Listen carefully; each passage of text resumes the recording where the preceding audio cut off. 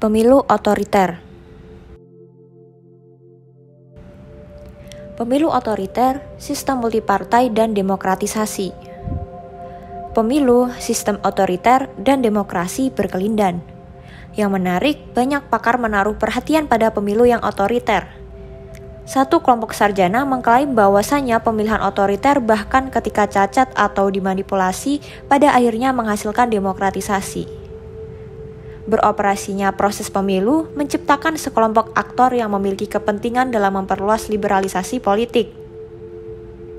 Proses elektoral dapat ditetapkan, tidak hak politik minimum untuk kompetisi dan partisipasi elektoral menjadi penting secara politik. Lindbergh menetapkan bahwasanya penyelenggaraan pemilu yang berulang, bahkan ketika tidak bebas dan adil meningkatkan kualitas demokrasi. Premis kuncinya adalah bahwa sekali pemilu reguler diadakan dan dipertahankan, hal itu mempengaruhi struktur insentif dari tiga aktor utama, elit yang memerintah, lawan mereka, dan pemilih, dan interaksi ketiga aktor ini ada dalam rezim otoriter. Dalam rezim otoriter elektoral, elit penguasa dan lawan rezim bersaing memperebutkan dukungan rakyat serta aturan dasar persaingan elektoral. Para pakar menantang penjelasan tentang demokratisasi melalui pemilihan dengan alasan bahwasanya pemilihan otoriter mendukung dan menstabilkan rezim otoriter, berkontribusi pada kekuasaan otokrat. Fungsi pemilu otoriter. Pemilu otoriter berfungsi membantu memperkuat rezim otoriter dan mencegah demokratisasi. Pertama, pemilu otoriter berfungsi sebagai sarana mendistribusikan kekuatan politik di antara orang dalam dan orang luar rezim. Kedua, pemilu yang kompetitif dapat mengidentifikasi elit berkualitas tinggi berdasarkan hasil dan kinerja pemilu. Sebuah metode yang dianggap relatif adil dan efisien.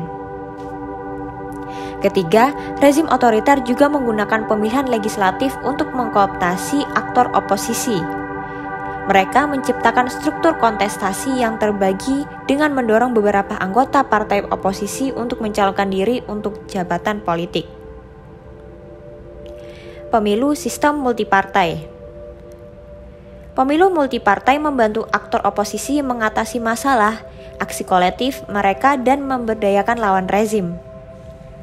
Dengan berpartisipasi dalam pemilu selama putaran berturut-turut, kelompok oposisi menjadi diberdayakan untuk menuntut dan mengekstrak lebih banyak reformasi politik dari pemerintah, yang pada gilirannya meningkatkan peluang mereka untuk memenangkan pemilu. Pada saat yang sama, pemilihan ulang juga mempengaruhi warga, menyebarkan praktik dan norma demokrasi. Pemilu untuk demokratisasi.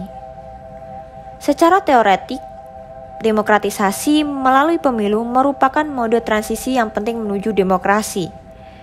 Teori demokratisasi melalui pemilu yang dikembangkan oleh Lindbergh berbeda dari teori lain yang berfokus pada pergantian pemilu dan demokratisasi karena menekankan peran pemilu berulang dalam peningkatan kualitas demokrasi secara bertahap. Argumen utama dapat diringkas sebagai berikut.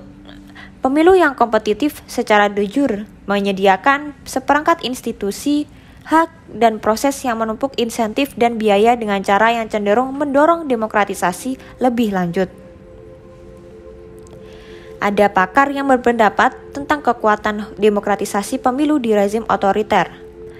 Russler dan Howard menunjukkan bahwa pemilu lebih mungkin menghasilkan demokratisasi dalam rezim otoriter yang kompetitif di mana partai-partai oposisi menghadapi tantangan elektoral daripada di rezim otoriter hegemonik, di mana partai-partai oposisi memiliki sedikit peluang untuk menang.